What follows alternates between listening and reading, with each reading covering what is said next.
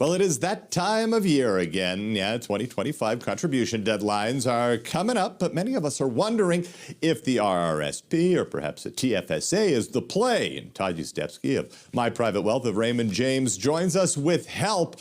Todd, what makes more sense, the RRSP or a tax-free savings account? Hey, good morning, Mike. Generally speaking, when you're taxed at a higher level, money's not needed till retirement. Contributing to that RSP can make a lot of sense. If your income's lower or you think you might need to access that money before retirement, tax-free can be more appropriate. Really, there's no one-size-fits-all, though. The best approach is to look at your full financial picture and consider both options. Consider your current and future income, short, long-term goals, when you might need the money. And then if you're unsure, seek help from a financial advisor or a planner. Right, for sure. Now, is it fair to say then that the TFSA is more for short-term money and RRSP is for long-term savings? Well, no, not necessarily. Actually, both of these accounts can be extremely useful when it comes to retirement planning. They can both hold a variety of investments like stocks, bonds, mutual funds, GICs. Main difference here really boils down to how they're taxed. So with an RSP, your contributions are tax deductible. That means you get a deduction against your income today, and then you pay tax later when you withdraw the money, typically in retirement. Now, sometimes people are still paying high taxes when they retire. I hear people argue RSPs aren't worth it because of that.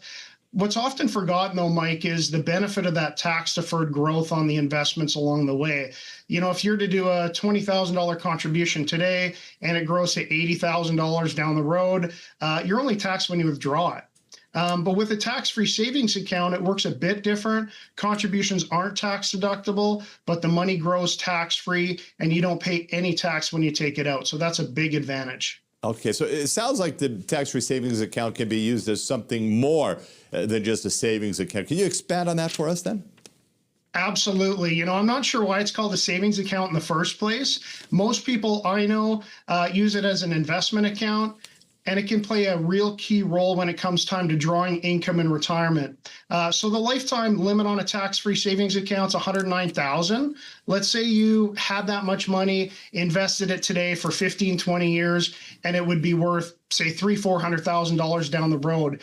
Now you have a really flexible pool of money where you can draw money without paying any tax. So you got to keep in mind things like government benefits, defined benefit plans through workplaces. They're paying fixed amounts on a monthly basis. So you just can't take out a lump sum.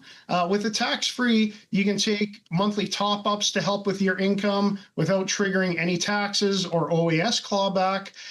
Maybe you're retired on a fixed income and need money for a large expense, home repair, travel, that sort of thing. So the flexibility of this account is really, really valuable, and it can really help fill that income gap just a few different ways. Perfect. Todd Yuzdepski, an associate portfolio manager with Raymond James Limited, member of the Canadian Investment Protection Fund. You can find him online at myprivatewealth.ca.